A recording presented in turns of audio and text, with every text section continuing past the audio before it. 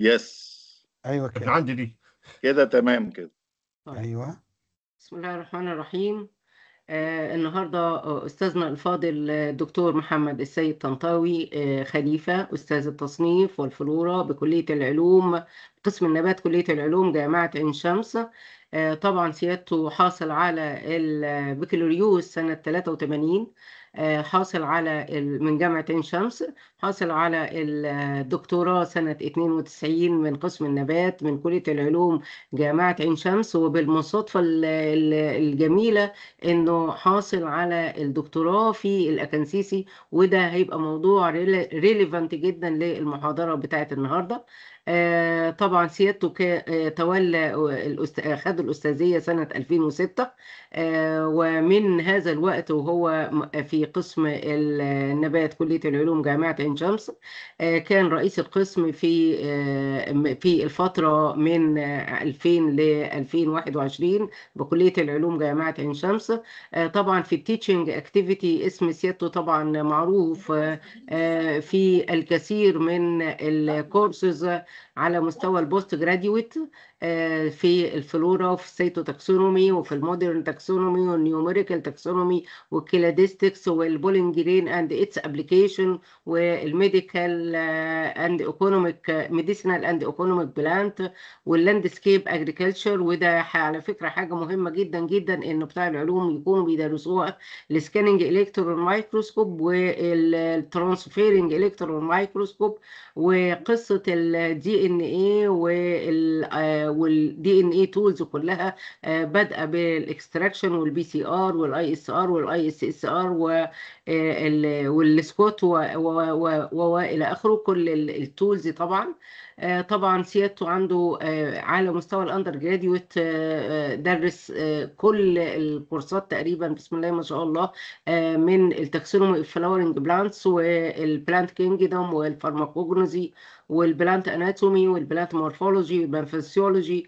وفي على مستوى الجامعة عين شمس كمان في الفاكولتي اوف ساينس، سواء ثيوريتيكال وبراكتيكال، درس كل الكورسات بما فيهم الباثولوجي كمان.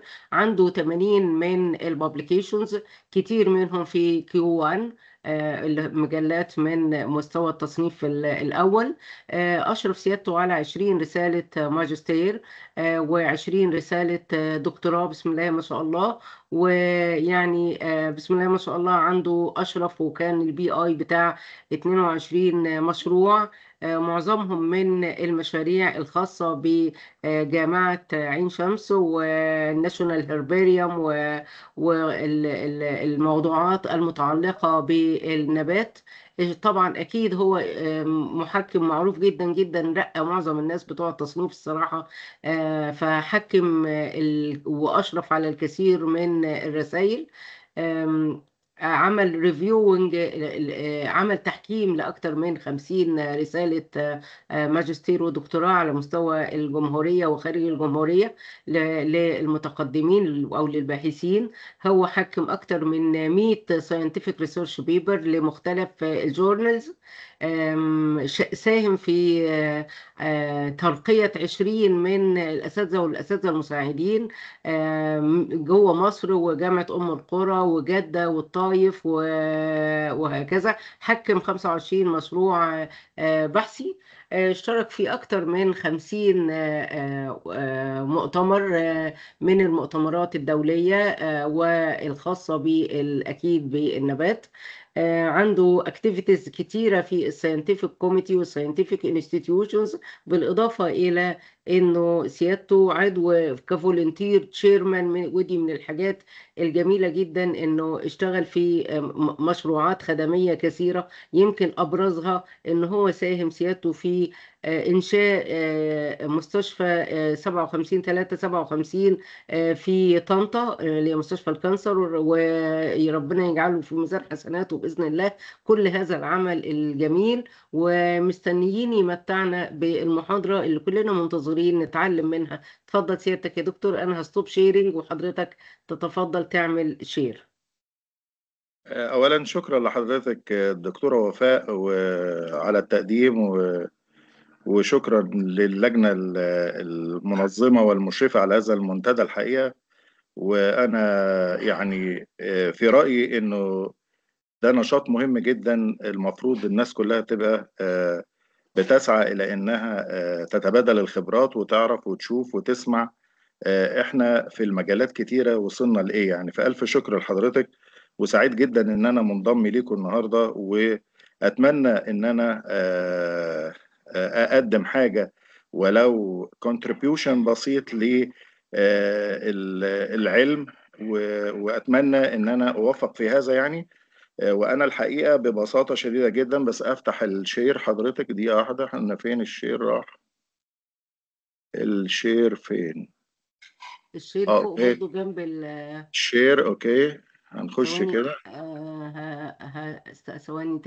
ثواني عشان اجيب سيادتك، عشان اه لانه هنا. اسمح لك بالدخول بعد اه اذنك. اه اتفضلي اتفضلي.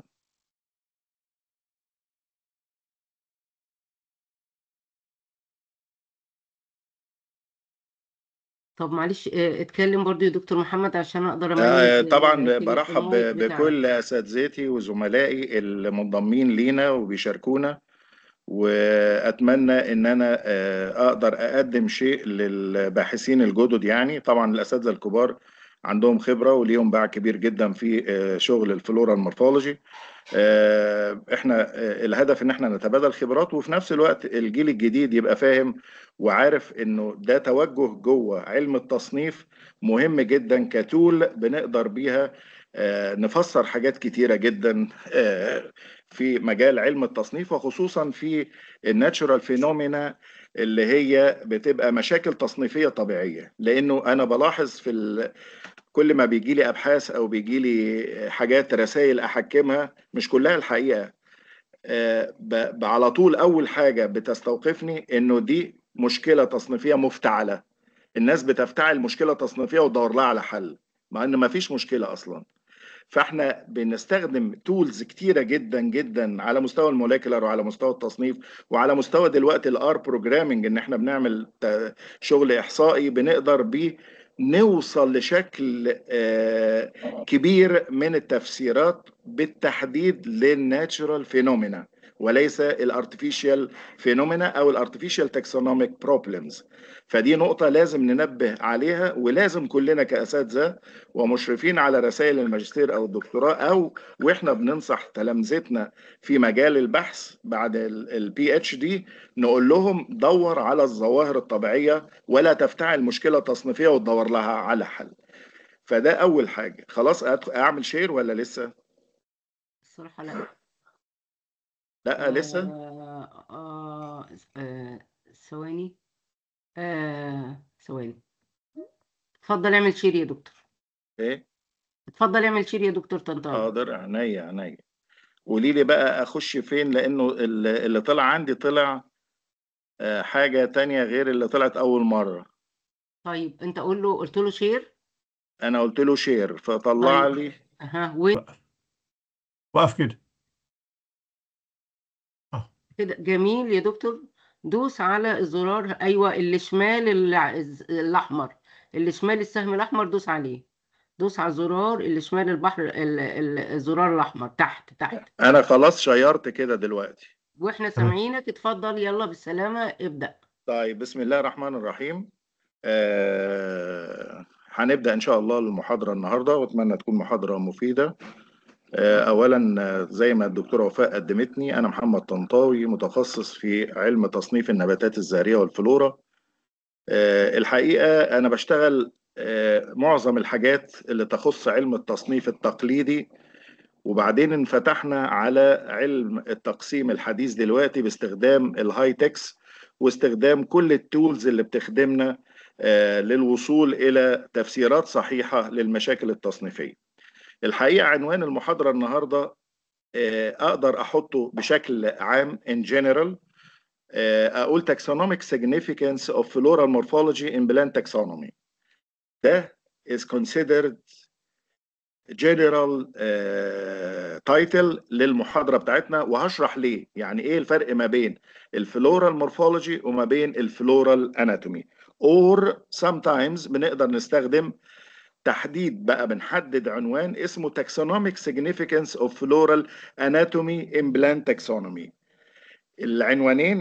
العنوانين كل واحد ليه دلالة، بس الاتنين في الآخر بيدوا الاوتبوت حاجة واحدة، أو بنقدر نوصل منه لشكل قوي جدا لعملية الانتربريتيشن about what is meant by natural phenomena in taxonomy.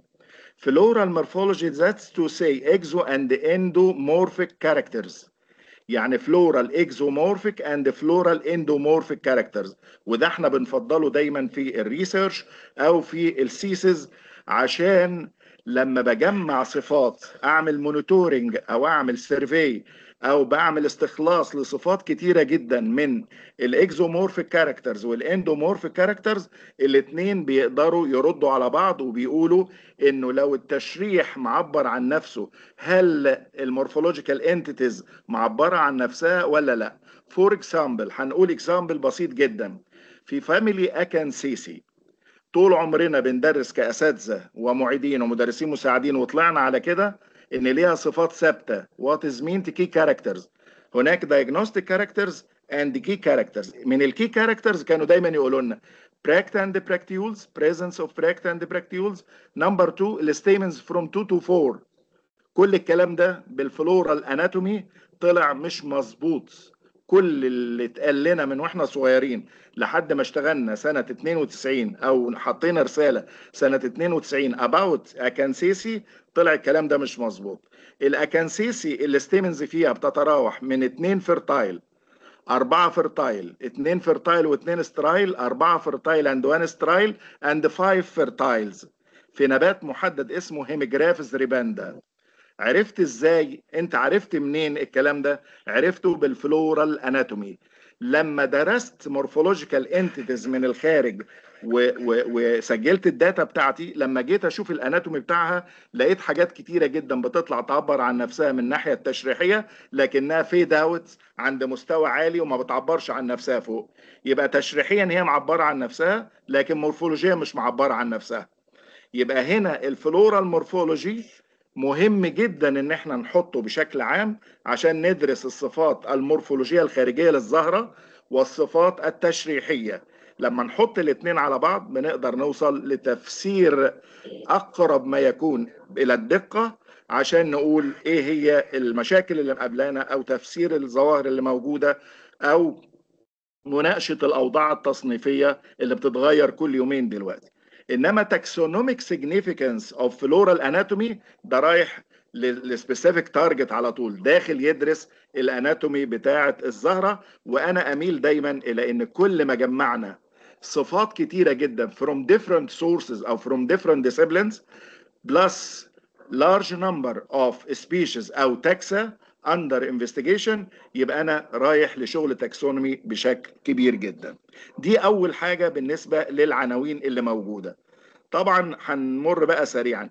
ده الشكل العام أو ده sketch about السيريال cross section in flowers from base to top. يعني من هنا، من أول هنا ده البيز، وبطلع في الاتجاه ده وبعدين بطلع كده. ده نموذج استرشادي بس لسه هنشرح دلوقتي. بيمشي من اول الريسبتاكل وبعدين بيوصل لقمة الزهرة هنا.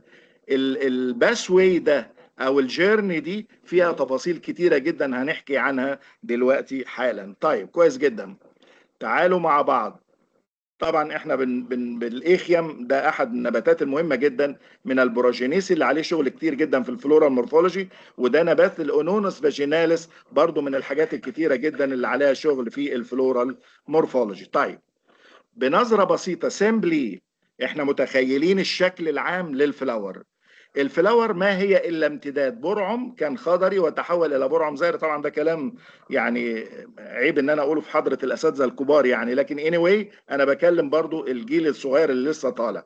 البيدسل ده امتداد الساق. بصوا للتركيبه اللي احنا ماشيين بيها دي، التركيبه اللي احنا طالعين فيها دي بالمنظر ده، هو ده المسار اللي احنا هنمشي فيه. المسار وادى ريسبتاكل هيتوزع هنا وبعدين يخش شمال ويمين شمال ويمين لحد ما يطلع فوق. لو بصينا في المنطقه السفليه دي، هي دي اهم منطقه في الفلورا الاناتومي. دي منطقة الفلورال اناتومي اللي بيبقى فيها التوزيعات، اللي هو مركز التوزيعات of vascular traces لكل الأعضاء اللي موجودة أو الوحدات لكل عضو من الأعضاء النباتية. حلو جدا بقى. تعالوا هنا عاوزين نعمل definition of floral anatomy. احنا ايه هو الفلورال anatomy؟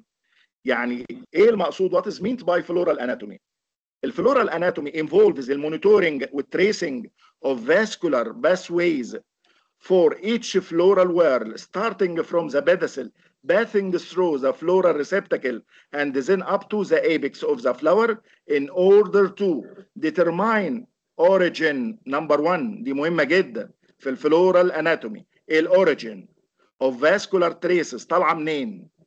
طالعة منين؟ number 2 النمبر، الأعداد. نمبر 3 البيهيفير، وده مهم جدا جدا جدا في عمليه الايفوليوشنري ترند داخل الفلورال اناتومي او داخل علم التصنيف during its journey within the floral organs. يعني الفلورال اناتومي بيعمل اكزامينيشن ويدرس والتريسنج للفاسكولار باثويز اللي طالعه من الساق بتخترق البيدسل او بتخترق البيدانكل وبعدين بتخش على الريسبتاكل وبعدين تبدا توزع للفلورال وارلز من الخارج زي ما احنا عارفين سيبلز بيتل ستيمنز. وبعدين عندنا احيانا بعض التراكيب المهمه اللي الفلورال اناتومي وجد لها تفسيرات وحطها في شكلها الصحيح وقال دي الاوريجين بتاعها ايه، يعني اصلها او منشأها ايه. يبقى ده سيمبلي the definition of floral anatomy. the definition of floral anatomy. بصوا كده معايا على الشكل ده. ده شكل schematic model of transverse cross section through floral bud from the base passing through all floral whorls based on origin.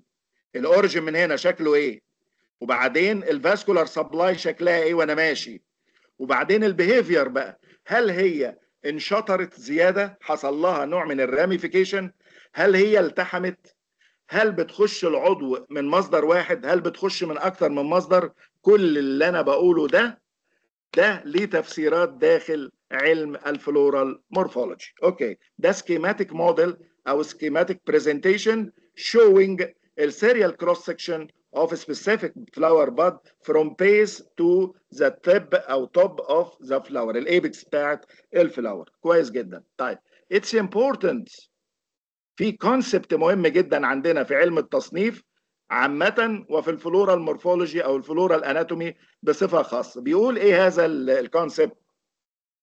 Scientifically it is very important to recognize that relying solely on the floral anatomical characters and on inferring vascular supply characteristics is not sufficient to determine interspecific relationship among the taxa under study nor to explain or establish a complete taxonomic system.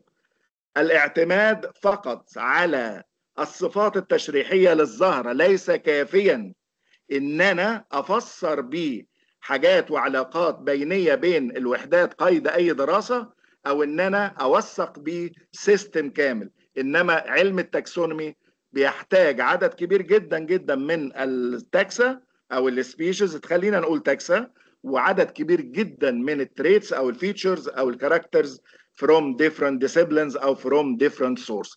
ده كونسبت مهم جدا. يعني ما فيش حد يقول لي ايه بقى انا رايح اشتغل فلورال اناتومي عشان احل المشكله. لا، هو الفلورال اناتومي is considered a good tool to help في عمليه الانتربريتيشن. لما انا اخد كاركترز او فيتشرز او تريتس من different sources ولكن ان انا مش قادر اوصل للكوريكت interpretation او explanation about the natural phenomena، يبقى بلجأ لمرحله اعلى وهي الفلورال اناتومي. لو ما كانش الفلورال اناتومي يبقى الموليكولار، لو ما كانش الموليكولار يبقى اند سون. ابدا اطلع لمستوى اعلى عشان ابدا احقق انتربريتيشن جيد في هذا العلم. طبعا هو ما فيش حاجه 100%، احنا بنقول وجهه نظرنا ووجهات نظر كتيره كلها صحيحه. لو انا رتمي سريع حضراتكم ممكن تقولوا لي ابطأ شويه. تمام يا فندم، لا كده كويس قوي، اتفضل يا حلو جدا. طيب يبقى ده الكونسبت اللي احنا هنشتغل بيه. تعالوا نشوف الاوبجكتيفز. What about the objectives of floral anatomy or floral morphology؟ احنا عاوزين نعمل ايه؟ ايه الاوبجكتيف؟ لما نعمل بلان، لما نخطط بلان لسيسز او بحث about الفلورال مورفولوجي، احنا محتاجين ايه بقى؟ احنا محتاجين نعمل كاركترايزيشن للبيهيفير بتاع الفاسكولار سيستم والتريسنج، ونعد ونشوف ده كله لاي انديفيدوال من الريسبتاكل لحد فوق. ليه بقى انت عاوز تعمل كده؟ ليه؟ اولا لازم اشوف الفاسكولار ديفرنشيشن including ramification, bifurcation او تراي فوركيشن، يعني حاجه بتنشاطر لاثنين او بتنشاطر لثلاثه، او ان الامداد الوعائي بيفضل زي ما هو، بيفضل يطلع واحد كده ويمشي واحد في حاله كده ويخش للاخر، او ان اتنين تلاته يشتركوا ويلتحموا مع بعض يعملوا كتله، as well as a developmental trend reflecting primitive or advanced evolutionary pathways. يعني الهدف من علم او التوجه ده في الفلورال اناتومي ان انا ادرس الاول الفاسكولار باثويز من القاعده تحت، واتابعه بقى واعد على جنب، اقول عدد كام، طب طلعوا كام، 5 ولا 10؟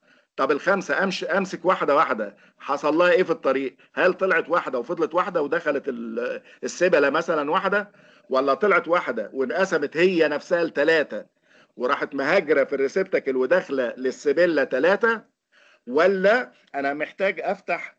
انا كنت بحاول افتح من هنا صفحه وارسم، بس مش عارف ده متاح هنا اعمله ازاي.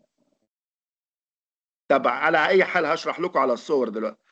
ولا هل واحده طلعت واحده واتنين من جنبها اتنين تانيين خالص انشطروا، وواحده من هنا دخلت مع دي وواحده دخلت مع دي، فبالتالي العضو استقبل من اكتر من مصدر؟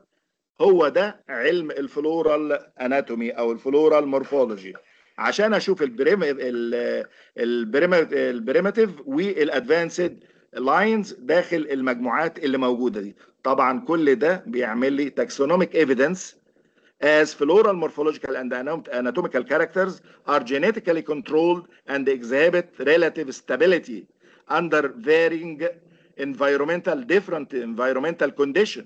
طبعا حضراتكم عارفين ان الزهره هو الاستراكشر الوحيد المور كونسيستنت كاركترز اللي لا يتاثر بتاثر الظروف الجويه. يعني الاكانسيسي في اوروبا هي الاكانسيسي في مصر، يمكن هناك بس لو الجو بارد شويه الشعيرات تقل تتكاثف يحصل تطول تقصر، لكن مش هتلاقي الزهره بتاعت الاكانسس مولس هناك الازديه 5 وهنا الازديه 4، لان الزهره مش قرينه التغير بتغير هي صفاتها ثابته، وبالتالي هي صفات جينيه، فبالتالي احنا بنلجأ لها ليه؟ لان هي اكتر الاماكن او الاستراكشر المور كونسيستنت كاركترز، مور كونسيستنت، مش حاجه مثاليه، مور كونسيستنت كاركتر، ما بنلجأش للي اقل من كده. فده بالنسبه لنا مهم جدا. ليه بقى؟ لان الداتا دي بتبقى فاليبل تول عشان تحل مشاكل كتيره جدا التولز الاخرى ما قدرتش توصل لها. اقول بس مثال واحد. عندنا لما اشتغلنا على البوليجونيسي كان عندنا نبات اسمه روميكس روزيوس وروميكس فيزيكاريوس. طبعا انتوا عارفين ان البوليجونيسي مشكله كبيره جدا تصنيفيه، وانا ماسكها من سنه 86 لحد دلوقتي، نشرت فيها عدد كبير جدا من الابحاث وعملت رسائل كتيره جدا، وما زالت بؤره مفتوحه للابحاث العلميه لان فيها مشاكل كتيره جدا. الروميكس فيزيكاريوس والروميكس روزيوس مشينا وراهم بكل الميثودولوجي اللي ممكن تتخيلوها في الدنيا، ما عرفناش نفرق بينهم. الا يقول لك ايه بقى؟ الفيزيكاريوس الفينز بتاعه الثمره فيها الاجنحه بتاعه الثمره فيها فينز كده مش عارف ايه. طب معلش افرض انا نظري ضعيف مش شايف الفينز دي، هل الفينز دي حاجه اقدر اقطع فيها او اشوفها؟ ما ينفعش. وبالتالي قدرنا في الاخر نشتغل بقى عليهم فلورال مورفولوجي، الكلام ده كان سنه 2005، وقدرنا نقول لا ده الروميكس فيزيكاريوس سب سبيشيز روزيوس، رجعناه للروزيوس تاني. ودي كانت الكتب القديمه والابحاث القديمه كانت بتقول كده الاول، ما هماش اتنين، هو سب سبيشيز من الفيزيكاريوس. مين اللي ساعدنا؟ الفلورال اناتومي. الفلورال اناتومي. طيب طبعا الكلام ده اللي انا هقوله طبعا اساتذتي اللي اشتغلوا في المجال بتاعنا ده عارفينه كويس جدا. احنا حلينا مشاكل كتيره جدا، حلينا مشاكل كتيره جدا زي الابيجيني والهايبوجيني، فسرناهم. فسرنا الكورونا، دكتوره سعاد واساتذتي عارفين الكلام ده. فسرنا طبيعه السبار المهماز في الازهار. فسرنا طبيعه النكتري ديسك، في فصائل كتير جدا قدرنا نفسرها. فسرنا الكلام ده انا نشرته سنه 2002. فسرت حاجات كتيره جدا في النكتاجينيسي. حضراتكم عارفين ان النكتاجينيسي نبات زي البوجانفيليا او البيجانوفيلي اللي هو الجهنميه، الزهره بتطلع على براكت حمراء كده، على براكت ملونه كده. لكن في الميرابيلس في شاب الليل في 5 براكتس. نعتقد ان هم 5 سيبلز، لا هم 5 براكتس.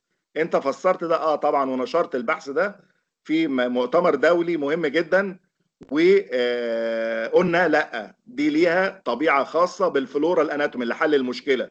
طب فسرنا ايه تاني؟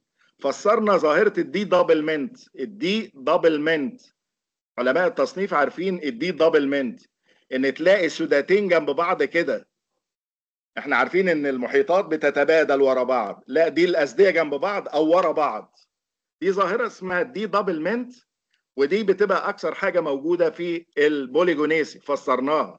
فسرنا ظاهره البيزال اوفري في حاجات كتيره جدا. البيزال اوفري ده بيطلع ازاي، او الابيكال سوري البيزال اوفيول والابيكال اوفيول والبنديولاس اوفيول. فسرناها فسرناها بالفلورال مورفولوجي. طب عملتوا ايه تاني؟ بيزال بلاسنتيشن. انا بتكلم على الاوفيول، على البيزال اوفيول اللي هي فيزال بلاسنتيشن. حلو جدا. طبعا ده كده بس حاجه كده عشان نظبط لكم الدنيا يعني. انما زرعك الله ازهر، المبدأ ده انا ماشي بيه الحقيقه. وبعدين نحن هنا لا لننافس احدا، ولكننا هنا لكي ننافس انفسنا. نحطم ارقامنا القياسيه السابقه. يسبق يومنا امسنا ويسبق غدنا يومنا، لنخلق اهدافا جديده ونتطلع لغد مشرق. الحقيقه الكلام ده اللي اداهولي كان طالبه في سنه تانية وانا بدرس علم التصنيف، لقيتها كاتبه الكلام ده في النوتس بتاعتها العملي بتاعه علم التصنيف. فانا خدت الكلام ده منها واحتفظت بيها. الطالبه دي النهارده الاستاذه الدكتوره الصفا حسن، استاذ تصنيف النباتات الزهريه. دي تلمذتنا وموجوده معانا في علوم عين شمس، هي اللي كاتبه الكلام ده وهي طالبه الكلام ده. طبعا مش عاوز اكبرها، بس الكلام ده الحقيقه انا مؤمن بيه جدا يعني، فحبيت احطه له. بعد ما تجيب ما تكلمش. طب ما ينفعش تجيب ساعه 8. سامعيني حضراتكم ولا حد؟ سامعين يا دكتور محمد؟ سامعين. سامعين. طيب حلينا بقى مشاكل كتيره جدا في الاكنسيسي. الحقيقه الاكنسيسي الى الان، وانا عندي رساله هتتناقش يوم السبت اكنسيسي برضه من سنه 90 وانا متخصص في الاكنسيسي برضه، تقريبا قتلتها بحثا ونشرت معظم حاجاتها. والحقيقه علم الفلورا المورفولوجي ابدع في الاكنسيسي، لان الاكنسيسي لما حضراتكم تشوفوها فيها تنوع جميل وغريب جدا في كل حاجه فيها في الزهره، من ناحيه البراكتيولز، من ناحيه الديسك، من ناحيه السيبلز. حاجات بقى تفاصيل كتيره جدا قتلناها بحثا، يعني عملنا فيها شغل كتير جدا. قتلنا البراسيكيسي بحثا، الفلورا المورفولوجي حطينا على ارض صلبه مع البراسيكيسي، والشغل ده اتنشر في الادنسونيا واتنشر في مجلات دوليه مهمه جدا. نشرنا الكراسيوليسي وفيها شغل كتير جدا جدا جدا، وبالتحديد في منطقه الاوفري، هل هو ابو كاربس ولا سين كاربس. طب بعض الحاجات فيها كربله واحده بس زي الاكين كده واحده بس. وقفنا على ارض صلبه في الراننكيوليسي. الفلورا المورفولوجي فسر لنا حاجات كتير جدا في الراننكيوليسي. وحضراتكم لو تشوفوا الانيمون والادونيس دنتاتس وتشوفوا الرانانكيلوس، هتلاقوا فيه فروقات كبيره جدا من الناحيه المورفولوجيه ومن الناحيه التشريحيه. قدرنا نفسر ليه الاشكال اللي فوق دي موجوده بعلم الفلورال اناتومي. قدرنا نحل مشاكل كتيره في الليل فلوري. الليل فلوري فيها تفاصيل كتيره جدا، وفيها حاجات، فقدرنا بعلم المورفولوجي نعمل علم الفلورا المورفولوجي نعمل شغل كتير جدا الحقيقه، ونفسر حاجات كتيره ونقف على ارض صلبه لفصائل كتيره، وان شاء الله هنستمر على هذا. طيب حلو قوي. تعالوا بقى معايا الميثودولوجي كلنا عارفينها، اللي هو البارافين واكس تكنيك، كلنا الحقيقه عارفينها وعارفين الستبس بتاعتها.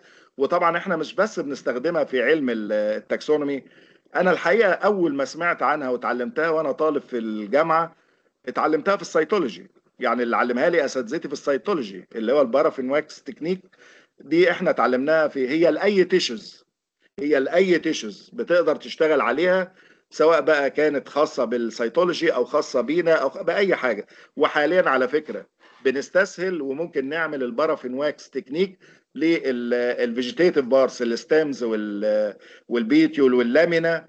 والناس التكنيشنز اللي هم البروفيشنال تكنيشنز بقوا بيستسهلوا دلوقتي وبيستخدموا الميثودولوجي دي ان هم يوصلوا في النهايه ان هم يجهزوا العينات. طيب حلو جدا، عشان طبعا ما نسيبش فيها.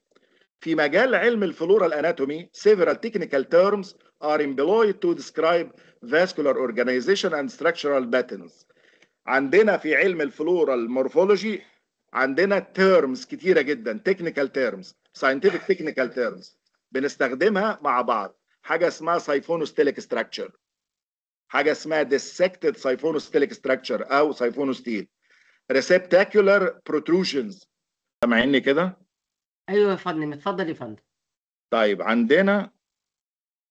عندنا several scientific technical terms بنستخدمها في علم الفلورال مورفولوجي او الفلورال اناتومي.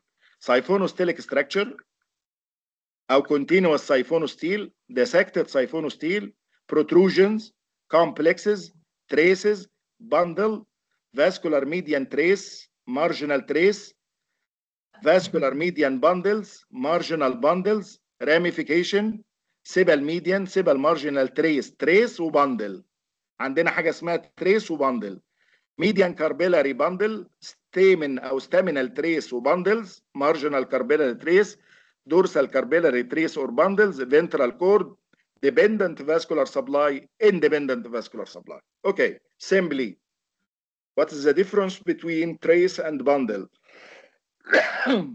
طول ما البروتروجن طالع من الريسبتاكولار ستيل من منطقه الريسبتاكل وماشي في الريسبتاكولار تيشو وما دخلش العضو بقى سيبلا بيتلا ستيمن كاربل، يبقى اسمه تريس. طول ما الحزمه الصغيره دي ماسكه في الستيل اللي في النص، الاسطوانه اللي في النص، وقطعت ومشيت في النسيج بتاع الريسبتاكل ولسه ما دخلتش العضو، هنسميها تريس. وانس انها اخترقت انسجه العضو ايا كان سيبيلا بيتيلا فيلامنت او كاربل ودخلت جوه، يبقى هنسميها باندل، هنسميها باندل. لو سيبل يبقى سيبل باندل، قبلها تبقى سيبل تريس، بيتال تريس تخش تبقى بيتال باندل، استامينال تريس تخش تبقى استامينال باندل، كاربيلاري تريس تخش تبقى كاربيلاري باندل. يبقى ده الفرق. طب what is the difference between dependent vascular supply and independent vascular supply؟ dependent vascular supply that's to say ان الامداد الوعائي للوحده جاي من مصدر واحد. يعني حزمه اتفرعت وراحوا داخلين الثلاثه او المجموعه دي دخلت في الوعاء ده نفسه، يبقى دي اسمها dependent vascular bundle. What is meant by independent vascular bundle؟ الاندبندنت فاسكولار باندل معناها ان الامداد الوعائي للوحده جاي من اكتر من مصدر، واحده واثنين من الجنب، يبقى ده اسمه اندبندنت. طب مين فيهم لو قيمناه يبقى ارقى؟ ادفانسد، الاندبندنت فاسكولار سبلاي ارقى. بمثال بسيط جدا، لو انت ابنك او بنتك معتمد عليك اعتماد كلي، ده احسن او ارقى ولا ابنك من الاول كده معتمد على نفسه؟ اندبندنت. حتى بيقولوا الاندبندنت وومن، النساء اللي هم المعتمدين على نفسهم. يبقى كل ما كنت في اتجاه الاندبندنت فاسكولار سبلاي يبقى انا في اتجاه تقدمي، في اتجاه تطوري. يبقى دي النقاط او التكنيكال تيرمز اللي احنا بنستخدمها. طبعا هل في التكنيكال تيرمز اللي احنا بنستخدمها، انا بس عاوز اشوف هو حضراتكم شايفين الشاشه اللي انا شايفها؟ ايوه يا فندم، الشاشه اللي عنوانها بالاحمر اللي in the field of floral anatomy، ايوه، وموجود التايبس اوف vascular bundles حلو جدا. طيب حلو قوي. او الستيلر ستراكشر يعني. طب ليه بقى مش عاوزه تقلب عندي؟ ممكن تكون النت ضعيفه، معلش اقلب تاني يا فندم. لا، النت شديد عندي، انا مش عارف ليه ما بتقلبش. هو المفروض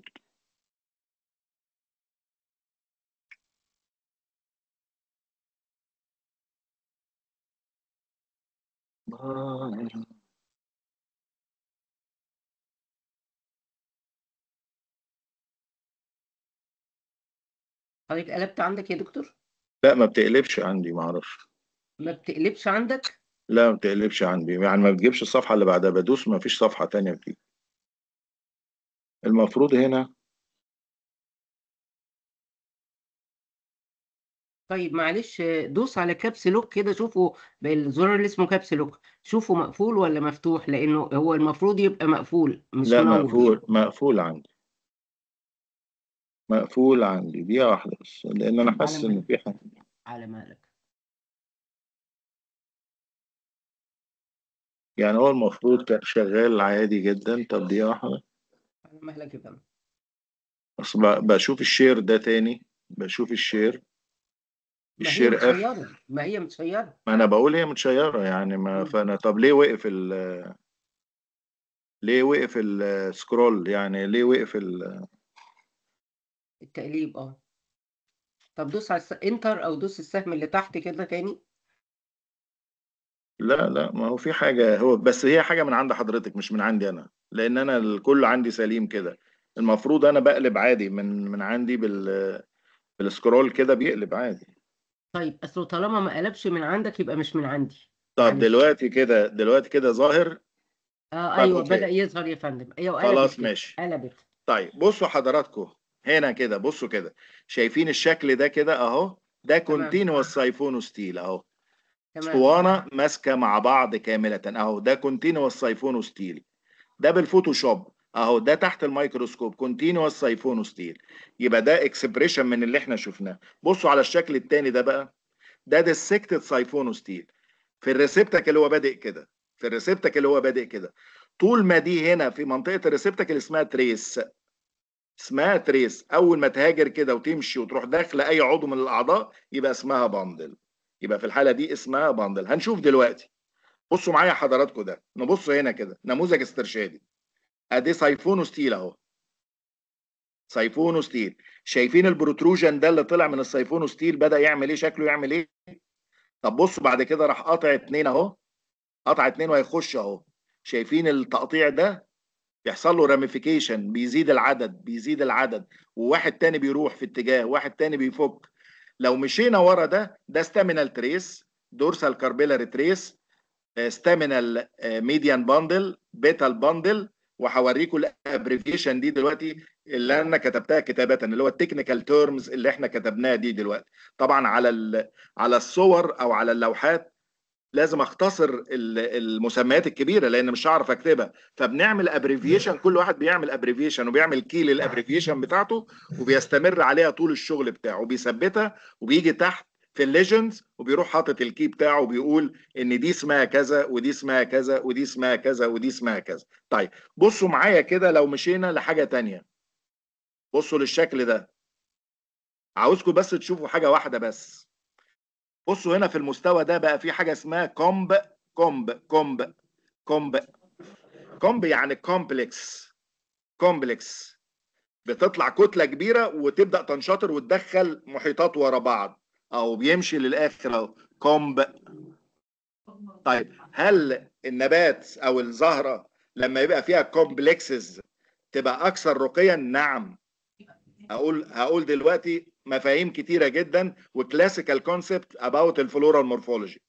كل ما كنا في اتجاه تقدمي ده معناه انه يحصل فيوجن او العدد يقل.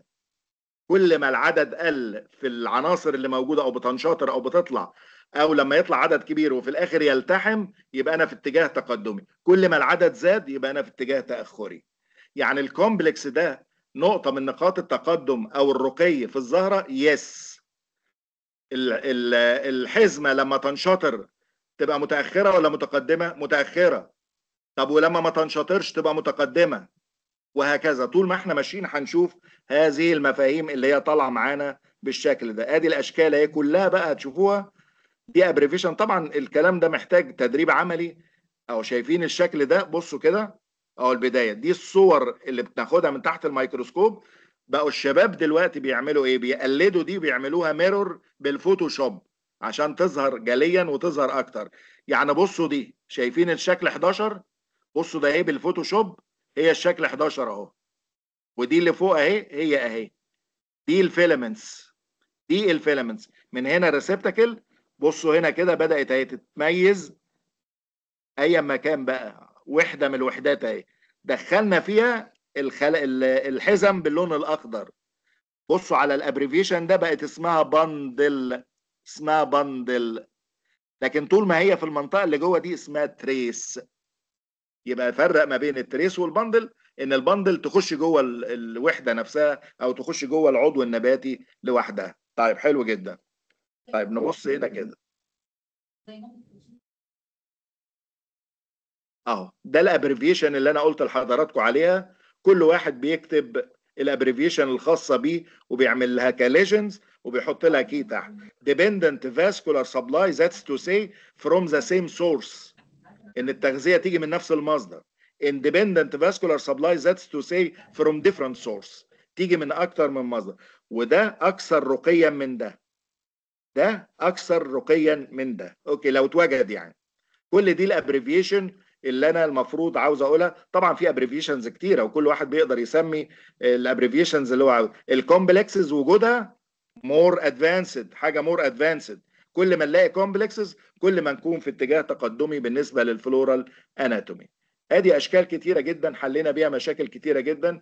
ادي شكل الكونتينوس سايفونوستيل، وده شكل الديسكتد سايفونوستيل. وادي اشكال كتيره من شغل عملي احنا عاملينه. دي رسائل وابحاث نشرنا، يعني البحث ده احنا ناشرينه في ادينسونيا عن السكروفولاريسي وعن البراسيكيسي. طبعا الشغل اللي فيه الكومبلكسات ده كله كراسيوليسي 12 برضو في احد المجلات الدوليه، وبحث من البحوث القيمه جدا. دي حاجات موجوده على ارض الواقع. طب وات اباوت كلاسيكال كونسبتس اوف فلورال اناتومي؟ ايه هي الكلاسيكال كونسبتس؟ الكلاسيكال كونسبتس دي حطها علماء كتيره جدا. طبعا انا الحقيقه ما رضيتش احط العلماء فانتيجم وفلان وفلان وبيسي وناس كتيره طبعا عشان ما ازعجش حضراتكم بيها. قالوا ايه العلماء دول؟ نسمع كده. Each sepal of the calyx is typically supplied by one median vascular bundle accompanied by two lateral او marginal vascular bundles. يا اما يجوا من نفس السورس يا اما يجوا من المالتيبل سورس اللي هو ديبندنت واندبندنت. اقول ببساطه كل سبله في علم الفلورا المورفولوجي بيمدها حزمه وسطيه اسمها ميديان سيبل، ميديان باندل، ويجي جنبها اتنين مارجنال او لاترال باندل. ده الكلاسيكال كونسبت. الكلاسيكال كونسبت. طب اطرح سؤال بالمفاهيم اللي انا قلتها من شويه. طب احنا الكلاسيكال كونسبت هنحطه كانه كنترول، كانه كنترول.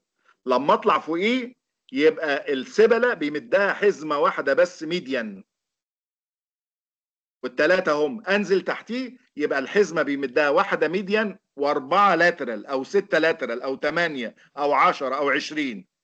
يبقى الشكل الباث واي بتاع الادفانسمنت بيجي منين بقى؟ من العدد الكبير للكلاسيكال للشكل اللي هو اللي اختزل فوق. يبقى السبله اللي بيمدها حزمه واحده ثرو اوت من الاول للاخر مور ادفانسد. النقطه دي فيها مور ادفانس. طب والكلاسيكال ده الانترميديت.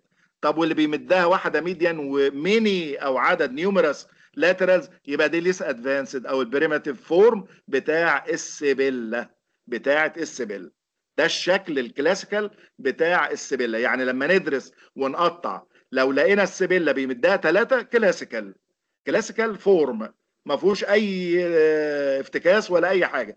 واحده ميديان واثنين لاترال جايين من نفس المصدر او جايين من اكتر من مصدر، خلاص ما عنديش مشكله، بس هو كلاسيكال في الاخر. هل هو ديبندنت ولا اندبندنت؟ كلاسيكال. طب لو لقينا واحده طلعت من الريسبتاكولار ستيل وهجرت في التيشو ودخلت السبله وفضلت اونلي 1 ثرو اوت لاخر السبله، يبقى ده هايلي او الادفانسد فورم، لانه حصل ريدكشن في العدد الكلاسيكال فبقى شكل ادفانسد. طب لو لاحظنا ان واحده ميديان طلعت وهي نفسها اتفرعت ل4 5 6 وجالها 2 3 من جنب كده من ناحيتين، يبقى عدد الحزم اللي دخلت السبيل 10، واحده ميديان و5 و5، يبقى ده ليس ادفانسد فورم. ليس ادفانسد فورم. طيب وات اباوت البيتال؟ البيتال اونلي 1 ثرو اوت. اونلي 1 ثرو اوت، يعني الكلاسيكال فورم بتاع البتيلا ان يطلع لها واحده بس وتخشها واحده ثرو اوت. طب لقيناها بقت 3 يبقى ليس ادفانسد، طلعت واحده يبقى كلاسيكال. طب دي جت من كومبلكس مع حاجه تانية يبقى هايلي ادفانسد عن الكلاسيكال اند سو اون. ده بالنسبه للبيتال. طب بالنسبه للستيمن، كل دي اشكال موجوده طبعا. هو ايه اللي حصل؟ في حاجه ما كملتش يعني، في حاجه ما كملتش في سلايد طار هنا.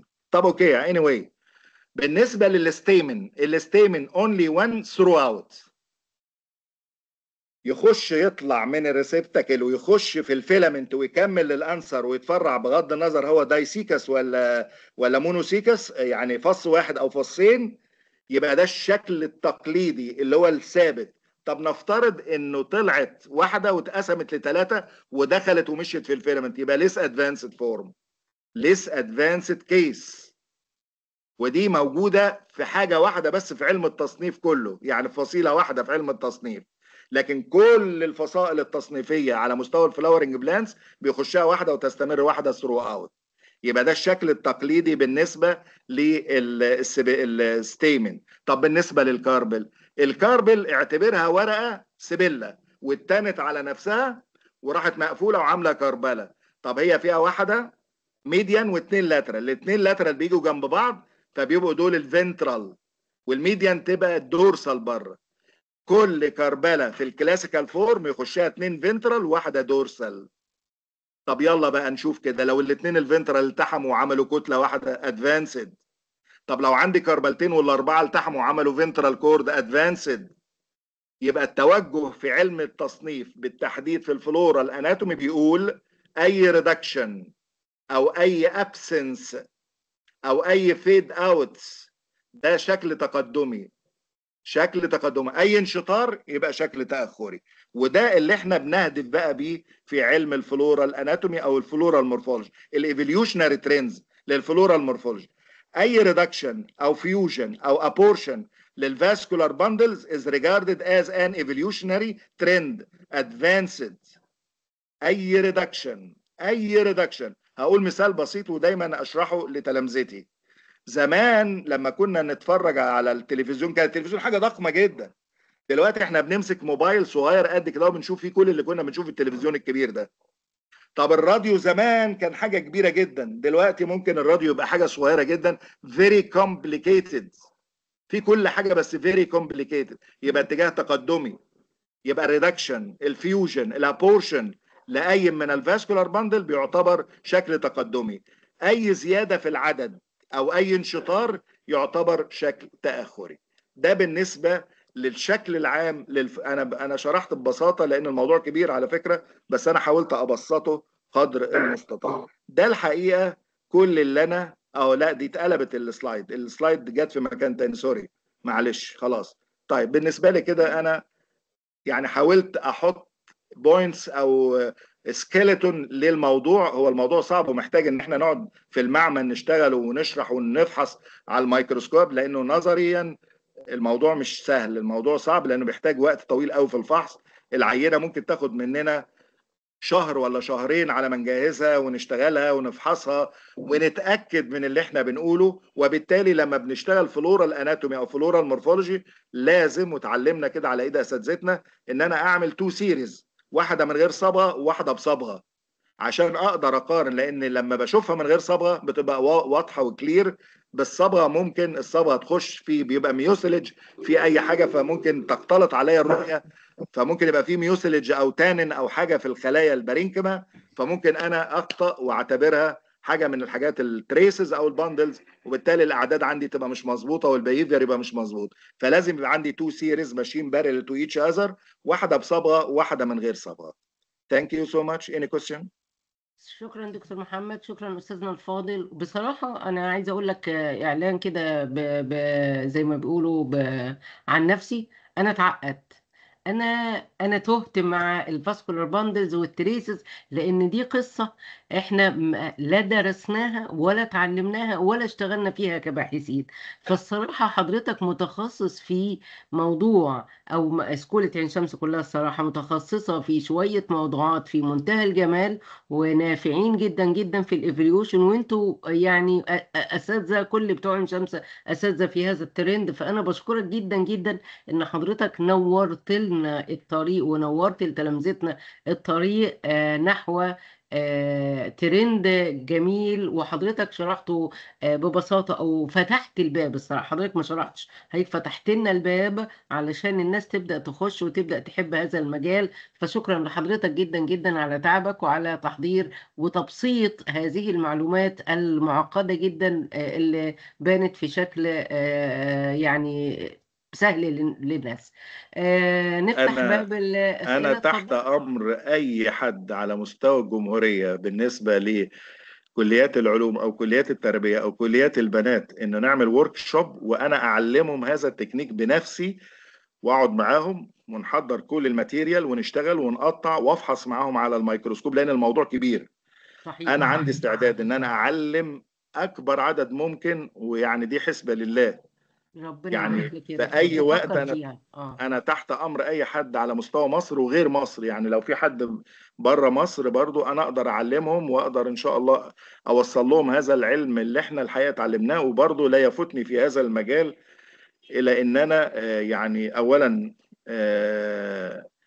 ادعو لاساتذتي الاستاذ الدكتور عبد السلام النووي رحمه الله، والاستاذ الله الدكتور سيد يرحمه. فرج رحمه الله الله. يرحمه. صحيح. الاثنين الاساتذه الافاضل دول الحقيقه بعد الله سبحانه وتعالى كان ليهم فضل كبير في تثقيفي وتعليمي. والحقيقه ما وصلني اللي انا قلته ده النهارده، اذا كنت قلت حاجه الا بفضل الله وفضلهم، لانه قعدوا على ايدي كده وعلموني، وانا كنت سفنجه شاريه للتعليم. كمان اشكر استاذتي الكريمه الاستاذه الدكتوره كريمه عبد الخالق، الحقيقه بقى وهي حيه ترزق، ربنا يديها العمر والصحه والعطاء الجميل. الحقيقه ليها فضل كبير عليا انها كانت بتقعد معايا كده بالساعات عشان تعلمني وتخليني افحص واشوف، لانه الموضوع كان بالنسبه لي في البدايه صعب، لكن عايز الحمد صبر لله كمان، عايز صبر. عاوز صبر رهيب. ف... مم. فبرضه يعني من لم يشكر الناس لم يشكر الله، فانا بشكرهم الحقيقه، وبشكر كل استاذ اتعلمت منه يعني. وانا تحت امركم شكرا. دكتوره في اي وقت في اي جامعه، اللي محتاج هذا العلم نعلمه له، انا والدكتوره سعاد والدكتور شريف وكل تلامذتنا موجودين اللي اشتغلوا في هذا التوجه. نقدر نعلمهم ان شاء الله ونوصل هذا العلم لاكبر مكان يعني، او عدد اكبر من المؤسسات العلميه يعني. بإذن الله، ربنا يخليك. شكرا على العرض الكريم اللي لا يصدر إلا عن مجموعة كريمة من الأساتذة، وأنتوا أهل الكرم كله، جامعة ربنا عين شمس، يكرمك ده يا شيء دكتورة، معروف. متشكر جدا جدا، شكرا. شكرا لحضرتك. هذا النداء موجود ومطروح على الخاص، على تليفونات الأورجنايزرز، على الخاص أو على الواتساب أو على الجروب. حضراتكم تكتبوا إذا كنتوا عايزين مثل هذه الورك شوب، ولما نلاقي في عدد معقول سواء من جوه مصر او من بره مصر، سياده الدكتور ومجموعه عين شمس كلها اساتذتنا مستعدين لتعليم هذا التكنيك ان شاء الله. او شكرا لحضرتك يا دكتور. انا بس عايزه العفو يا اقول دكتور. لحضراتكم الساده الحضور من فضلكم، في على الشات، في فوق جو فوق في البار كلمه اسمها شات. اللي يحب ياخد شهاده حضور يتفضل يملأ الفورم علشان تطلع له شهاده الحضور. وشهادات الحضور بترسل مجانا على الايميل لحضراتكم، وبنبقى شاكرين ليكم تفضلكم بالحضور ومشاركتنا هذه الندوات. اللي يحب يسأل من فضلكم، لو حد عايز يسأل اي سؤال او يستفسر او يشارك بالنقاش، تفضلوا، باب النقاش مفتوح. نرفع ايدنا للي يحب يناقش. دكتورة منار الشهري. دكتورة منار الشهري، اتفضلي افتحي المايك حبيبتي وعرفي نفسك السلام عليكم واسألي. ورحمة الله وبركاته. دكتور بدر ازي السلام حضرتك؟ عليكم. دكتور منار عليكم الشهري اتفضلي. السلام. عليكم السلام دكتورة منار، اتفضلي يا فندم. أيوة، السلام عليكم ورحمة الله. شكرا لكم جزيلا. معكم دكتورة منار الشهري من جامعة الملك خالد. أولا أشكر دكتورة وفاء على فعلا طرح مثل هذه المواضيع اللي فعلا نحتاجها، وأشكر الدكتور محمد لأن هذا الموضوع من المواضيع الهامة اللي نادرا نجد فيها ندوات أو محاضرات تقام بهذا الشكل وشخص متخصص متعمق بهذا الشكل. نادرا إحنا أصحاب التصنيف نادرا نحصل زي هذه الدورات فعلا، فشكرا ونبهتنا على نقاط جديدة. وسؤالي فقط دكتور محمد، أنت ذكرت لنا أن أي اللي هو اختزال أو نقص في عدد سواء اللي هو في الفلورا المورفولوجي أو الأناتومي يعتبر اللي هو تطور أدفانس، فهل هذا الكلام أيضا ينطبق على حبوب اللقاح؟ يعني مثلا فتحات في حبوب اللقاح تعتبر اللي هي من المعايير التصنيفية الأساسية. هل بالعكس، حبة لو زادت اللقاح الفتحات كل ما تزيد الفتحات كل ما يبقى شكل تقدمي. يعني هي عكس اللي ذكرت لنا. ما انا قلت انه انا بتكلم في نقطة محددة، وان كانت ده تول لكن ما اقدرش اعتمد عليه اعتماد كلي. النقطة اللي حضرتك بتتكلمي فيها دي نقطة مهمة جدا، خدي بالك من نقطة. تعالي نقول مثال يا دكتورة منار. أيوة. لو انا مسكت زهرة من الاول للاخر وقطعت فيها وطلعت فيها سيريال كروس سكشن من الاول للاخر وجبت جدول ورصدت ايه التقدمي وايه التأخري، هنقول مثلا ان الريسبتاكل كان فيه اسطوانة وعائية كاملة، ده أيوة. شكل تقدمي صح؟ أيوة. هنديله رقم 1. تمام. هنديله رقم 1. لكن لما جينا للسبيلا لقينا فيها 10 فاسكولار باندلز، واحدة في النص و5 شمال و5 يمين او 4 شمال و4 يمين. ده بالنسبة لنا تقدمي ولا تأخري؟ تأخري. تأخري، اديله 0. طب نروح للبتيلا، لقينا البتيلا فيها 3 ما فيهاش 1، لقينا فيها 3. تقدمي ولا تأخري؟ تأخري. لأن هي فيها 1، نحط لها 0. طب لقينا في الستيمن 1، نحط له 1 لأنه كلاسيكال يعني برضو متقدم. تعالي على الكربلة، لو عندي كربلتين ولقيت ال4 اللي في النص، الاثنين الفنترال هنا والاثنين الفنترال هنا سايبين، يبقى ده شكل تأخري. طب أيوة. لو لقيت 2 الناحية دي ملتحمين و2 يعني بقوا كتلتين بس، يبقى أكثر رقيا. طب لو ال4 ماسكين في بعض يبقى أكثر رقيا. طب لو هدي درجات بقى هيبقى عندي 0 و1 و2 و3. أيوة. امسكي بقى الزهرة في الآخر واجمعي الدرجات بتاعتها دي، وانت حاطة ستاندرد ليك، هتشوفي هل الزهرة دي كلها متقدمة ولا كلها متأخرة ولا هي في الانترميديت. طب تعالي على زهرة تانية، زهرة تالتة، زهرة رابعة، نيجي بقى نعد. زهرة خدت 5 من 10، زهرة أيوة. خدت 6، زهرة خدت 2، زهرة خدت 9، زهرة خدت 10. تعالي رتبهم لي بقى كده، اعملي هيراركي كده، اعملي لي هيراركي كده. يبقى اللي خدت 2 تحت الانسيستور، ماشي؟ أيوة. اللي خدت 4 فوقيها، اللي خدت 6 فوقيها، اللي خدت 8 فوقيها، اللي خدت 10 أعلى حاجة. طيب. اللي خدت 10 دي خدتهم ليه؟ تعالي بقى نقول كده، فيها كل حاجة ادفانسد. رقم 1 ان الستيل بتاع الريسبتاكل كونتينوس. أيوة. السبيلا دخلها 1 بس من مصدر، يعني هو مصدر واحد بس، ما اتفرعتش، طلعت 1 وفضلت 1. البتيلا 1، الاستيمن 1، الكربلة ال4 او الاثنين التحموا عملوا كورد، عملوا حبل سري.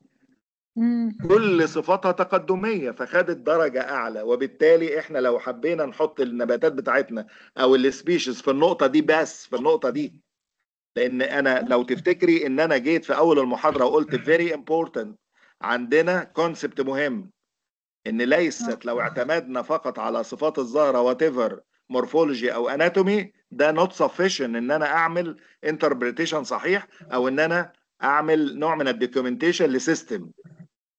صحيح. انما انا بجيب صفات من اماكن مختلفه. طب يلا زي ما انت قلت كده، دخل البولينج جرين مع الزهره.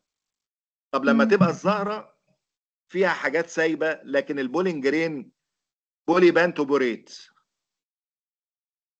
الصفه دي في البولينج جرين تقدمية صحيح. البورز نفسها تقدميه عن الكولبي وعن اللي هو الكولبوريت، عن الكولبيت وعن الكولبوريت. أيوة صحيح. لما البولينج جرين تبقى كولبيت اقل رقي، لما تبقى كولبوريت تبقى في النص، لما تبقى بوريت تبقى اعلى. هي أعلى صحيح. طب لما تبقى بولي بانتو بوريت بقى مليانه كده، مليانه حاجات كتيره، تبقى اكثر رقيا كمان. أيوة. يبقى النبات بيبقى فيه نوع من الامالجميشن ما بين، ليس في مقوله اتعلمتها من وانا صغير كده، ليس كل نوع نباتي يحمل جميع الصفات المتقدمه ولا يحمل جميع الصفات المتاخره، ولكن amalgamation between الادفانسد والبريماتيف كاركترز. زي الانسان، اي ليفنج اورجانيزم، انا وحضرتك وكل الناس مش كلنا بنحمل صفات تقدميه ولا بنحمل صفات تاخريه، لكن احنا ميكس او خليط ما بين التقدمي والتاخري. صحيح. تمام. ده مفهوم نحطه في علم التصنيف واحنا بنشتغل. عشان كده علماء التصنيف بيقولوا ايه؟ من فضلك لما تيجي تحكم او تعمل انتربريتيشن لاي ناتشورال فينومينا او تعمل دوكيومنتيشن لاي سيستم او تدرس الانتر سبيسيفيك ريليشن شيب او الانفرا فاميليار ريليشن شيب وات ايفر، يعني اي حاجه، لابد انك تكتر العينات كتير جدا وتاخد صفات كتير جدا من ديفرنت ديسيبلينز، تمام. من ديفرنت أيوة. سورس. ولذلك يا دكتوره منار دلوقتي عندنا البرامج الاحصائيه المتقدمه، وطبعا احنا بنشتغل الار دلوقتي، الار بروجرامنج. الار بروجرامنج دلوقتي يا دكتور بيجيب كم من الصفات الكثيره جدا، وخلينا اكون محدد علميا، كاركتر ستيتس، حالات صفه، أيوة. كل ما زادت حالات الصفه، بس حالات صفه شارب، يعني ما يبقاش بين البنين، ادخل الداتا دي الى البرامج الاحصائيه وبالتحديد الار بروجرامنج، بقدر احصل على دندروجرام اقرب الى الايديال. في ديفيشن وبيبقى في حيود شويه، لكن بيبقى شكله يعني اكثر اريحيه ليا ان انا افسر عليه واشتغل عليه. اقول لك مثال دكتوره. أيوة دكتور. أيوة. يوم السبت احنا هنناقش رساله عن الاكانسيسي. دخلنا للار بروجرامنج 993 حاله صفه، وده عدد انا ما شفتوش في حياتي، ولا صادفته في شغلي، ولا صادفته في الترقيات، ولا صادفته في التحكيمات، ولا اي حاجه.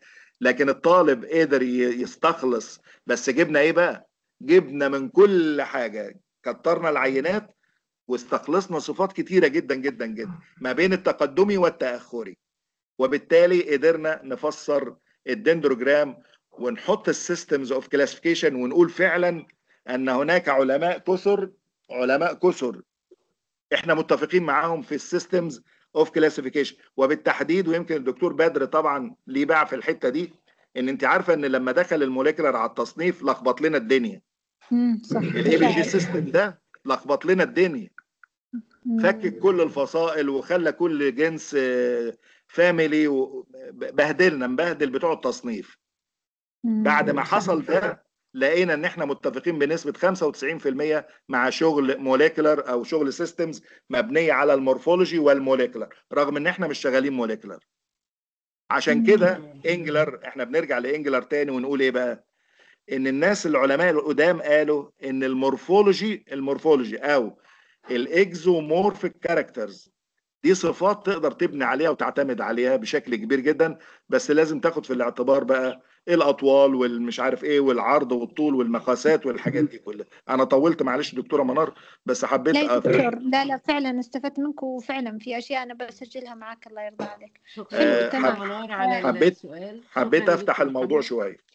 شكرا لك عليك. دكتور. اتفضلي يا دكتور. شكرا يا دكتور منار على المساهمة. نتمنى حضرتك تتفضلي بتشرفينا كل مرة. دكتور عبد الناصر من ليبيا، اتفضل حضرتك.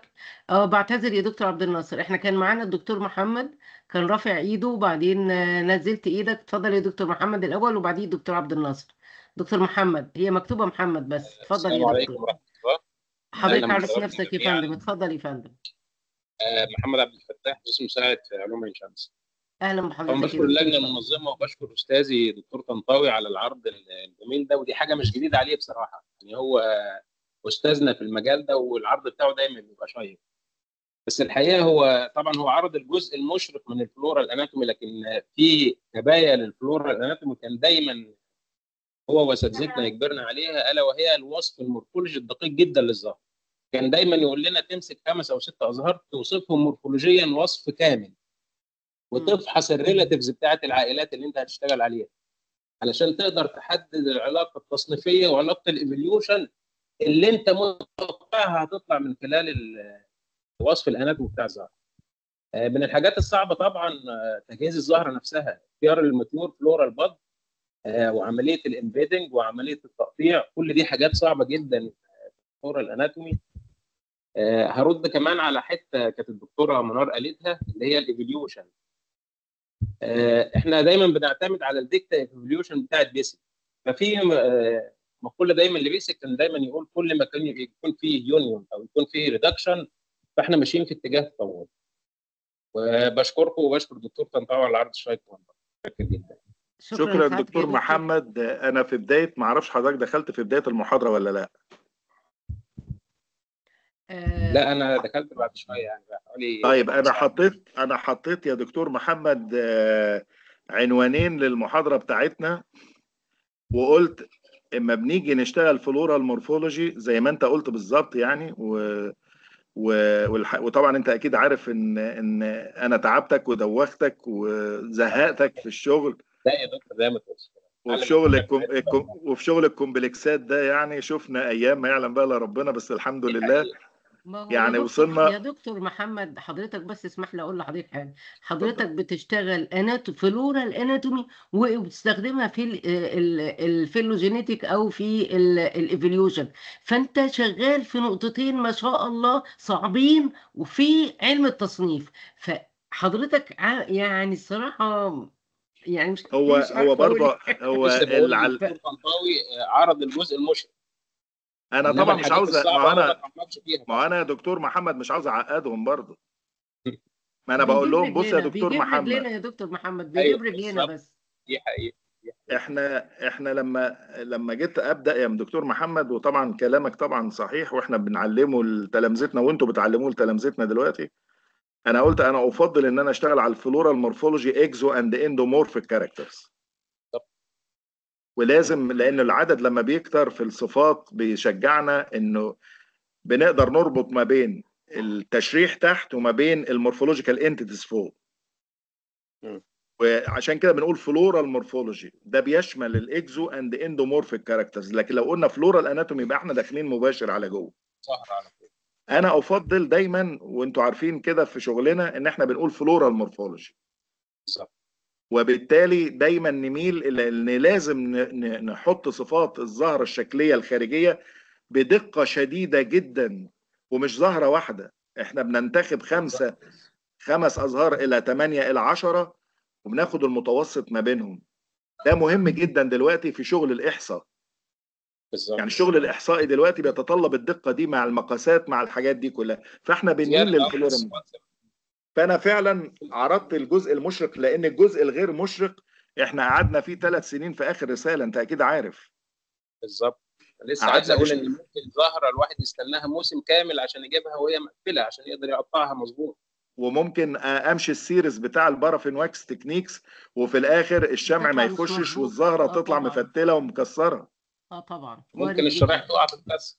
احنا لا سيبك من الشرايح تقع تتكسر، ده لكن انا بتكلم على اللي بيسموه الترابل شوتنج او التكنيكال ايشوز او البروبلمز اللي بتقابلنا في الشغل. فده بس ده احنا عارفينه، احنا رايحين للبحث العلمي واحنا عارفين ان ممكن يقابلنا ترابل شوتنج. طب ما حضرتك في البولينج جرين لما بنخش على البولينج جرين اسيتولايزد او نون اسيتولايزد وبنخش نشتغلها على السكاننج الكترون مايكروسكوبي، مش بيحصل نوع من فرقعه البولينج جرين عند الكيلو فولتج العالي؟ بالظبط. طيب في الاسيتولايزد بولين بيقابلنا مشاكل كتيره جدا ان بيحصل كولابس للبولين. ما صحيح. احنا الحاجات دي بالخبره بنقدر نتلاشاها، وبالتجربه بنقدر نعرف نعمل ايه وما نعملش ايه. لكن طبعا انا ما حبيتش اقول الجانب الصعب في هنا. الجانب الصعب هنشوفه لو في ورك شوب وهنقعد نشتغل.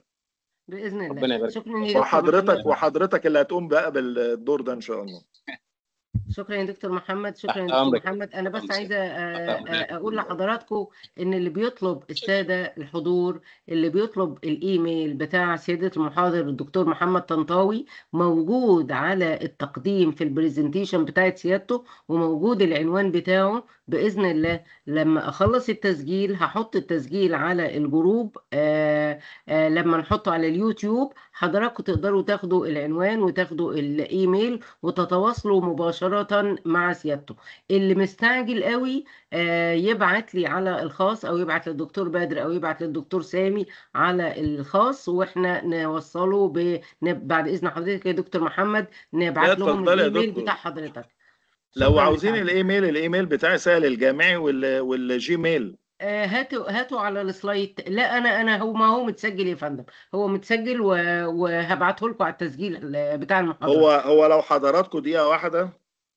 اتفضل يا دكتور، اتفضل يا دكتور عبد الناصر، على ما سيادة الدكتور يكتب لنا الايميل. دكتور عبد الناصر اتفضل يا فندم. عليكم. عليكم أهلاً السلام بيك. دكتور. وعليكم السلام.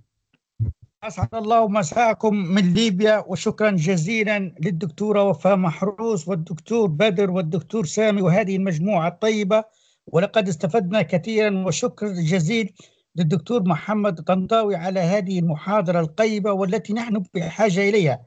وأنا أتوافق معكم، وإن شاء الله من محبين أن ندخل معكم في ورك شوب على هذا التكنيك المهم جدا. وخاصة الشكر جزيل لجماعة عين الشمس الذين هم يعتبرون حتى في ليبيا أساس التصنيف في نباتات في العالم العربي. المحاضرة قيمة جدا يا دكتور محمد، ولكن أنا نحب نسأل سؤال: هل الفينولوجي للزهرة وتشريحيا يختلف على نفس النوع من الزهرة من مكان لآخر حسب تأثيرات البيئية؟ لو عملنا قطاعات تشريحية لنفس الزهرة على أماكن مختلفة تضاريسيا أو مناخيا، سيكون هناك هل هناك اختلاف كبير جدا نقدر نعتمد عليه في التصنيف أو لا؟ ليس هناك أي اختلاف للتركيب التشريحي أو المورفولوجي للزهرة في أي مكان في العالم. يعني في ليبيا أي حاجة تخص المالفيسي هتلاقيها زيها في مصر. الفرق بقى في المالفيسي لو تأثرت بالظروف البيئية في أي من القطرين أو البلدين هتلاقي النبات ممكن يبقى طويل شوية، قصير شوية، حجم الورقة اختزل شوية، لكن مش هتلاقي مثلا ترايكوم بقت حاجة تانية. يعني مش هتلاقي كالندبرا، مش هتلاقي مش عارف ايه. الترايكومز ثابتة زي ما هي عندك.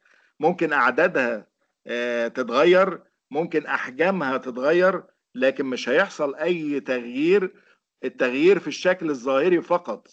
لكن الزهرة كده معروفة كده في العالم إنها أكثر التراكيب النباتية ثبوتا في تركيبها. التاكسونوميك يونت. كتاكسونوميك يونت more consistent structure. ما بيحصلش فيها أي تغيير. يعني لو جبنا زهرة من البراسي كيسي، من الفصيلة الكريسوفري الصليبية، من ليبيا، من أي مكان عند حضرتك، وجينا نقطع فيها فلورال اناتومي، هنلاقي تركيبها ثابت زي ما هي. يعني هتلاقي الزهرة رباعية كروسي فورم، شكلها شكل علامة الزائد أو الصليب، السبلات 4، البتلات 4، الأسدية داينامس أو 4 بس، 2 قصيرين و4 طوال خلفي أمامي، والوضع المشيمي بارايتال وفولس سيبتم. لا يمكن ده التركيب ده يتغير، الشكل اللي انا بقوله ده. وتشريحيا بنتكلم حتى الاناتومي ما يتغيرش خالص. بالظبط كده. فدي حضرتك عشان كده احنا بنلجأ لها. ليه يا دكتور بنلجأ لها؟ لان هو التركيب الوحيد في النبات الاكثر ثبوتا مهما تغيرت الظروف البيئيه. شكرا يا دكتور، ألف شكر. طيب في العفو. حبيب تعليق تاني يا فندم؟ شكرا يا دكتور بيركي. طيب إذا كنا وصلنا لآخر المحاضرة، في آخر هذه المحاضرة الشيقة اللي فتحت لينا أبواب أكتر مما أجابت على موضوعات. دكتورة وفاء، مساء الخير. اتفضلي يا فندم. دكتورة عزيزة عايزة اتفضلي يا تسأل. اتفضلي يا ممكن دكتور. السلام عليكم جميعا. اتفضلي. أنا طبعا ضيف غير متخصص تماما، أنا طبيب بيطري. ما احنا الفلاورز بتاكلها الحيوانات برضو يا فندم. ايوه، يعني برضو احنا ديبندنت عليكم يعني. اتفضلي يا فندم. طبعا بشكر استاذنا، انا غير متخصصه تماما، لكن يعني احنا عندنا بعض النباتات الطبيه اللي بنعرفها قبل ما نشتغل بيها. بس عندي سؤال ساذج، اعذروني في سذاجه السؤال. لو حضرتك عرفت النبات عن طريق الفلورال اناتومي او المورفولوجي، تفرق اذا استخدمت الاناتومي ولا لا عن زميل اخر ما استخدمش الفلورال اناتومي؟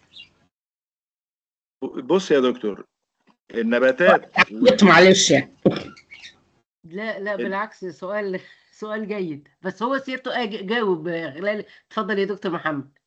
بالنسبه لعمليه الايدنتيفيكيشن للنباتات في الفيلد، بقى في دلوقتي طرق كتيره جدا بنقدر نعرفها بسهوله جدا.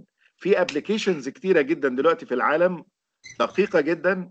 وانس ان احنا بننزل الابلكيشن، بنعمله داونلود على الموبايل بتاعنا وبالكاميرا بتاعتنا، وبنخش على النبات في الفيلد، بيطلع لي الاكسبتد نيمز دلوقتي، مش سينونيم، بيطلع لي الاكسبتد نيم. طيب، كانت الطرق القديمه بنعرف ازاي؟ يعني فيفي تاك هولم كانت بتعرف ازاي؟ كانت بتاخد المجموعه بتاعتها وبتنزل الفيلد وهي واقفه من الصفات الشكليه الخارجيه، بس يشترط ان النبات يبقى كل المراحل العمريه بتاعته موجوده، الفيجيتيشن والفلاورنج، واحيانا يبقى فيه فروتس، لان بعض النباتات ما بتقدريش تفرقيها عن بعضها غير بالفروتس. الفروتس بتفرق كتيره جدا في البراسيكيسي وحاجات كتيره جدا. فده كان الشكل المتعارف عليه تقليديا في الفيلد، لكن قابلنا مشاكل كتيره جدا فيه. طب نلجأ لايه؟ زي اللي انا قلته، مثال انا قلته، نبات اسمه رومكس روزياس ونبات اسمه رومكس فيزيكاريس. لو حضرتك نزلت الفيلد وشفتيهم الاثنين، استحاله تقدر تعرفيهم. لما وصفنا المورفولوجي تيبيكال، الفرق كان في الوصف، انه ده في فينز لونها غامق في الوينجز بتاعت الفروتس، وده ما اعرفش ايه. طب انا ما اقدرش اوصل لها. دخلنا اناتومي ما عرفناش نوصل لها، دخلنا مش عارف ايه ما عرفنا، دخلنا بالسيد والاسكان ما عرفناش نوصل لها، دخلنا بالفلورال اناتومي قدرنا نوصل. فحضرتك عندك الفرصه انه لو ما تحققش التول ده ووضح لك الصوره، بخش اكتر. طب نسال السؤال، هل اللي عرف بالمورفولوجي الخارجي والداخلي والفلورال اناتومي اقوى في شغله، ولا اللي عرف مورفولوجي من غير ما جاوب؟ اللي بياخد اكتر من مصدر للصفات، صفات من اكتر من مصدر، بيبقى ده اكثر شكلا دقة وقربا للحقيقة. يعني للحقيقة. لكن حضرتك دلوقتي ما بقيناش نلجأ للشغل الكبير قوي ده، لان الهاي تكس دلوقتي بقت سهله جدا. بنمسك الموبايلات بابليكيشنز حديثه جدا وبنخش على الفيلد كده، مجرد كل تلامذتنا بتعمل كده معانا، خش بالموبايلات، الموبايلات على طول بالابليكيشن بيطلع لك الاكسبتد نيمز، احدث اسماء بيتم التعامل معاها على مستوى العالم. ما هي دي اعتمادا على الداتا بيز اللي خارجه من شغل حضراتكم وتم تغذيه الابلكيشن بيها طبعا. لا، وفي نقطه تانية دلوقتي، بقى في حاجه اسمها المشروع القومي للشبكه المعلوماتيه عن المعشبات المصريه، الشبكه القوميه للمعشبات. لان جامعه زي جامعه القاهره، المتحف الزراعي، المركز بحوث الصحراء، عين شمس، كل الكليات على مدار، يعني فيفي تاك هولم لما زوجها جه سنه 26 جامعه فؤاد الاول او جامعه القاهره واشتغلوا، ده ارث كبير جدا اتسجل بالايد، ومحمد دراس كان بيرسم، وبتاع. النهارده التكنولوجيا الحديثه بتقول لنا ان احنا بنعمل باك اب لكل الداتا اللي موجوده. فدلوقتي احنا مربوطين بالمعشبات بشبكه قوميه عالميه، فبنقدر نتبادل المعلومات وكله بيوصل على كله. شكرا لحضرتك يا دكتور. شكرا جزيلا يا لمعاليك يا دكتور. استاذ. العفو يا شكرا دكتور. على السؤال الجميل والمتخصص برضو يا دكتورة، لأنه أنتوا أهل استخدام الأدوية وأهل استخدام النباتات، فيهمكم جدا التعريف يكون صحيح وصحيح جدا كمان. اتفضل يا دكتور بدر. لا، أنا كنت بسأل الدكتور محمد. طبعا بشكره جدا على المحاضرة القيمة جدا، وكنت بسأل هل في شغل مولكولر تم على مجموعة على العيلة دي أو مجموعة العائلات بتاع السمبيتالي، الأكنسيسي، بحيث نربط ما بين الفلورال مورفولوجي والمولكولر؟ هل الفيلوجيني بيزد على الدي ان اي سيكونس مثلا متفق مع الفلاورنج ولا في تعارض؟ الدكتور محمد عبد الفتاح، حضرتك دكتور محمد معانا؟ ايوه دكتور معسيات. دكتور حضرتك محمد انت نشرت اخر ابحاثك على الاكنسيسي ايه يا دكتور محمد؟ كان علاقه مقارنه بين الشغل المورفولوجي والموليكولر. 5 دقائق كده. يلا قول الاكزامبل ده بعد اذن حضرتك يا دكتور. ادينا فكره عن البحث اللي احنا نشرناه يا دكتور. يعني هل من توافق ولا تعارض؟ يعني دي النقطه المهمه جدا. اتفضل يا فندم. والله يا دكتور، هي كانت علاقه تصنيفيه بنحدد من خلالها السب فاميلز اللي موجوده انسايد الاكنسيسي. فاحنا عملنا شغل المورفولوجي كاملا وخدنا فيه الصفات المورفولوجيه، من ضمنها الاركتكتشر بتاع الورقه والترايكومز والحاجات الاكزومورفيك كاركتر كلها، ومنها صفات الزهره. ودعمنا الكلام ده بشغل الاي اس اس ار. تمام. عملنا هل تعارض الداتا او الانتربريتيشن اللي طلع من لا، كان فيها توافق يا دكتور كبير بين الشغل الموليكولر مع شغل كان فيها توافق يا دكتور بدر كبير جدا ونشرناه بره. خلينا نوضح الكلام يا دكتور. معلش تاني، معلش حضرتك يا دكتور محمد اشتغلت فلورال اناتومي؟ لا يا دكتور، لا. دكتور طنطاوي اشتغل فلورال اناتومي على العين. لا انا بتكلم دلوقتي يا فندم. السؤال واضح جدا بتاع الدكتور بدر، انه هل الفلورال اناتومي النتائج اللي طالعه من الفلورال اناتومي بتتوافق مع المولكيولر، ولا ممكن يبقى انا ممكن ارد في الجزئيه دي. اتفضل يا فندم. لما رجعت عملت ايفالويشن للشغل اللي انا عملته سنه 92 ونشرته سنه 94 مع شغل الدكتور محمد 2017، مش كده يا محمد يا دكتور؟ ايوه نشرنا 2017 صح؟ بالظبط. لقينا بنسبه 95% تفسير وضع السب فاميليز بالتو كلاسيكال جروبس تحت الاكنسيسي بال 12 ترايبس بنسبه 95 متوافق مع شغل المولكيولر. حلو قوي حلو قوي حلو قوي. هقول لحضراتكم المولكيولر يا دكتور كان دي ان اي فينجر برينتنج ولا دي ان اي سيكونس؟ لا سيكونس، لا ما عملناش سيكونس. ممكن السيكونس دكتور محمد، السيكونس ممكن يبقى متاح اونلاين. حاول تعمل له داونلود من كيو جاردن او بعض الحدائق النباتيه اللي عندها السيكونس، بتحطه على الداتابيس بتاعتها على الان سي بي اي. بس مش هتكلفك يعني مش هتكلفك، لان السيكونس عشان تعمله هيكلف كتير. لكن ربما يكون افيلابل. ربما يكون افيلابل في حاجه زي كيو جاردن او نيويورك او ميزوري، اللي هي الحدائق النباتيه الكبيره بيبقى عندها كوليكشن للسيكونس بالذات بتاع الكلوروبلاست دي ان ايه. احنا عملنا الكلام ده يا دكتور بقى، بس على مستوى عائلات تانية زي الابوساينيسي والاسكليبياديسي. اعتقد سجلناه على الداتا بيز، مش كده يا محمد؟ سجلنا، رفعنا السيكونس بتاعنا على الداتا بيز. طيب اشتغلت ار بي سي ال بقى ولا ماتكي؟ لا، الار بي سي ال. جميل. عملناها في رساله بين الابوساينيسي والاسكليبياديسي، وكان فيها تعارض كبير جدا بين البولينج جرين بالذات كصفه مورفولوجيه، لان البولينج جرين كانت بتفصل الابوساينيسي والاسكليبياديسي بشكل رهيب. دي بولينج جرين ودي بولينيا، يعني دي موناد ودي بولينيا. انما شغل الموليكولر كان ضميمه.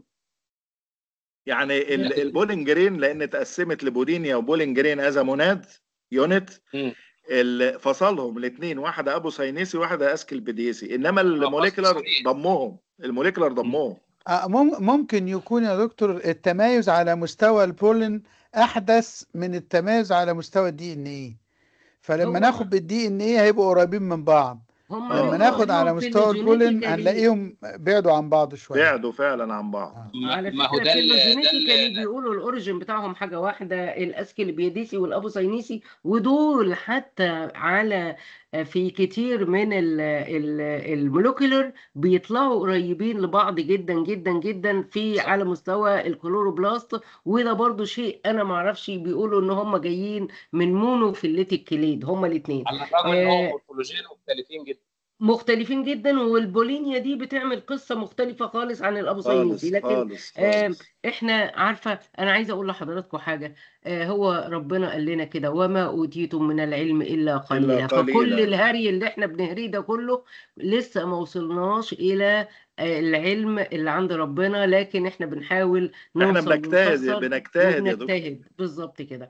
احنا شكرا بنجتهد. لحضرتك على هذه المناقشات وعلى الردود وعلى الايميلات اللي حضرتك بعتها، وباذن الله هبعتها على الجروب تاني. شكرا لحضراتكم الساده المستمعين والساده الحضور والساده شكرا المشاركين لحضرتك. بالنقاش. شكرا لعالمنا الجليل، فتحت لنا نقط جديده. احنا على استعداد تام كمنظمين وكمحاضرين ان احنا نعمل ورك شوب لخدمه حضراتكم على مستوى الوطن العربي كله، وليس على مستوى مصر بس. فهي مصر حته من الوطن العربي، يبقى تحت امر حضراتكم. نشوفكم المره الجايه باذن الله اذا حيانا ربنا، مع محاضره رائعه من محاضر اخر رائع، الدكتور محمد علي هيكلمنا عن البايوفورماتكس وازاي يستخدم البايو انفورماتكس والتولز بتاعتها وابلكيشنز بتاعتها. ونتكلم باذن الله الاثنين الجاي على نفس اللينك وفي نفس الميعاد الساعه 7. نشوف حضراتكم على خير. اخيرا الشكر موصول للاستاذ الدكتور محمد سيد طنطاوي المحاضر، الاستاذ الدكتور عبد الفتاح بدر، الاستاذ الدكتور سامي ربيع. الشكر لحضراتكم، والسلام عليكم ورحمه الله وبركاته. وعليكم السلام ورحمه الله شكرا وبركاته. دكتور، شكرا السلام دكتورة ورحمة الله فتاح، وبركاته. شكرا دكتورة وفاء، شكرا دكتور سامي، وشكرا الله للحضور يبارك فيك الكريم. محمد. اتمنى شكرا حضرتك. اكون قدمت حاجة بسيطة، واتمنى انكم تكونوا